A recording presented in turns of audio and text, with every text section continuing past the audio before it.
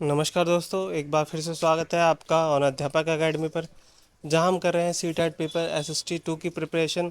तो फ्रेंड्स, ये वीडियो हमारा political science class 6 chapter number 3 पर रहेगा। और हमारी और वीडियो को देखने के लिए आप हमारे चैनल को सब्सक्राइब कर सकते हैं और लाइक कमेंट शेयर करना ना भूलें। तो फ्रेंड्स, चैप्टर का नाम है सरकार क्या है। तो फ्रेंड्स, इस चैप्टर में हम पढ़ेंगे सरकार क्या है, किस प्रकार की सरकारें होती हैं और भारत में कितने स्तर की सरकारें हैं, और इनसे रिलेटेड इम्पोर्टेंट MCQs जो कि सीटेट पेपर में डायरेक्ट पूछे जाते हैं पर चर्चा करेंगे। तो चलिए देखते हैं। इंट्रोडक्शन देखते हैं। What is a government. हम अपने दैनिक जीवन में अनेक सरकारी सेवाओं का उपभोग करते हैं, जैसे सड़कें, विद्यालय, अस्पताल, बिजली, पानी, पुलिस, अग्निशमन। इन सभी सेवाओं को संचालन सरकार करती है। सरकार समाज की शांति, सुरक्षा, कानून व्यवस्था और विकास को बनाए रखने के लिए आवश्यक होती है। अगर सरकार नहीं होती होगी तो क्या होगा? अराजकता फैल जाएगी सारे में। सभी अपने हितों की रक्षा करेंगे और कमज़ोर वर्ग की रक्षा के लिए कोई उत्तरदायित्व नहीं होगा। तो आगे बढ़ते हैं। सरकार क्या है? तो सरकार लोगों का ऐसा समूह है जिसे देश, राज्य तथा स्थानीय क्षेत्र का प्रशासन चलाने का अधिकार प्राप्त होता है। सरकार कानून बनाती है, लागू करवाती है और लोगों के कल्याण के लिए कार्य करती है। तो सरकार के मुख्य कार्य हैं कानून बनाना, कानून को लागू करना, लोगों की सुरक्षा, शिक्षा और स्वास्थ्य इत्यादि। तो फ्रेंड्स, सरकार के कितने प्रकार होते हैं? तो फ्रेंड्स, सरकार के दो प्रकार होते हैं। एक लोकतंत्र सरकार, दूसरा है राजतंत्रीय सरकार। आई होप आप इनमें डिफरेंस कर पाएंगे। तो I will not explain that in this video. आगे बढ़ते हैं। सरकार की आवश्यकता क्यों होती है? मैंने आपको स्टार्टिंग में बता दिया था कि अराजकता ना फैले, इसलिए। आगे बढ़ते हैं।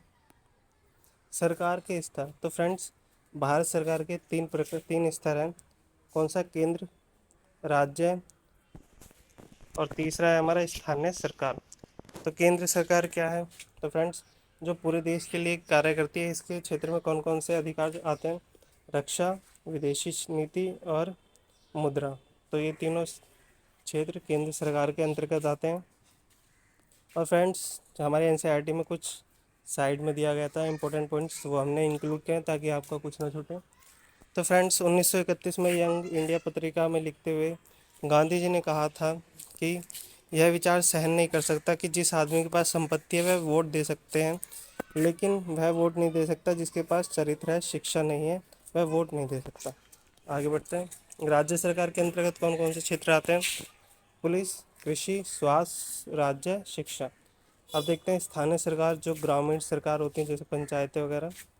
तो स्थानीय समस्याओं को समाधान करती हैं। ग्राम पंचायत जो गांव में होती है, नगर पालिका और नगर निगम हमारे शहर में होती है। अब एक और इम्पोर्टेंट पॉइंट आया हमारा, जो NCERT में एक्स्ट्रा इन्फॉर्मेशन दी गई थी, यह है सफरेज मूवमेंट। और देखते हैं, यूरोप में, अमेरिका में महिला और गरीबों को सरकार के कार्य में भागीदारी के लिए संघर्ष करना पड़ता था। इस आंदोलन को सफरेज आंदोलन कहा गया। सफरेज का मतलब है वोट देने का अधिकार। अमेरिका में औरतों को वोट देने का अधिकार 1920 में मिला। तो ये आप इसे याद रखिएगा। नेक्स्ट देखते हैं क्या है। लोकतांत्रिक सरकार। आपको पता है भारत एक लोकतांत्रिक से है। लोकतंत्र में जनता चुनाव के माध्यम से अपने प्रतिनिधियों का चुनाव करती है। लोकतंत्र की विशेषता क्या होती है? जनता सर्वोच्च होती है, नियमित चुनाव होते हैं, सभी प्रकार के समान मतदान का अधिकार मिलता है और सरकार जनता के प्रति उत्तरदायित्व होती है। आगे बढ़ते हैं फ्रेंड। मताधिकार। भारत में 18 वर्ष या उससे अधिक आयु को प्रत्येक नागरिक मतदान कर सकता है, चाहे उसका धर्म, जाति, भाषा, लिंग, आर्थिक स्थिति कुछ भी हो। तो फ्रेंड्स, पहले की आपको पता है कि पहले मत अधिकार की आयु 21 वर्ष थी। इसे किस वर्ष 18 वर्ष किया गया? आप कमेंट में ज़रूर मेंशन करें। आगे बढ़ते हैं। सरकार के प्रमुख कार्य ये आप सबको बता दिया हमने। परीक्षा हेतु महत्वपूर्ण तथ्य है, भारत विश्व का सबसे बड़ा लोकतंत्र है। 18 वर्ष तक की मतदान आयु है। सरकार के 3 स्तर होते हैं। सरकार कानून बनाती है, लागू करती है। लोकतंत्र में जनता अपने प्रतिनिधियों को चुनती है।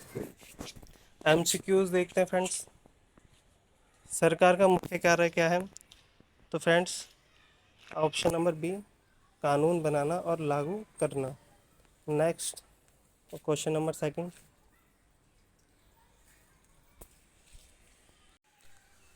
भारत किस प्रकार की शासन व्यवस्था वाला देश है? ए राजतंत्र, बी लोकतंत्र, सी तानाशाही, डी साम्राज्य। तो आंसर फ्रेंड्स रहेगा ऑप्शन नंबर बी, लोकतंत्र।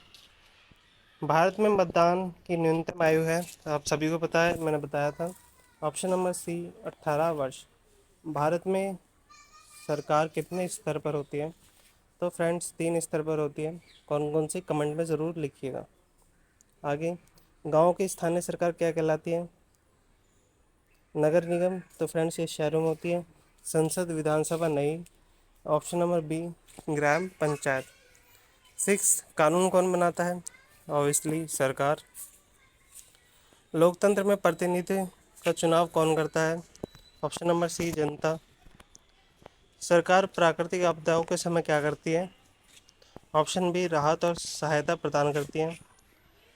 9th, निम्न में से कौन सा केंद्र सरकार का कार्य है? ग्राम की सफाई, विदेश नीति, नगर की सड़क बनाना, पंचायत चुनाव। तो ऑप्शन नंबर बी, विदेशी नीति। लास्ट क्वेश्चन है, लोकतंत्र की सबसे महत्वपूर्ण विशेषता क्या है? राजा शासन करता है, जनता अपने प्रतिनिधि चुनती है, सेना शासन करती है, केवल अमीर लोग मतदान करते हैं। तो इसका आंसर आप कमेंट में लिखना ना भूलें। तो फ्रेंड्स, आई होप आपको हमारी वीडियो अच्छी लगी होगी। अपने फ्रेंड्स के साथ लाइक शेयर कमेंट ज़रूर करें और अगली वीडियो के लिए हमारे साथ बने रहें। धन्यवाद।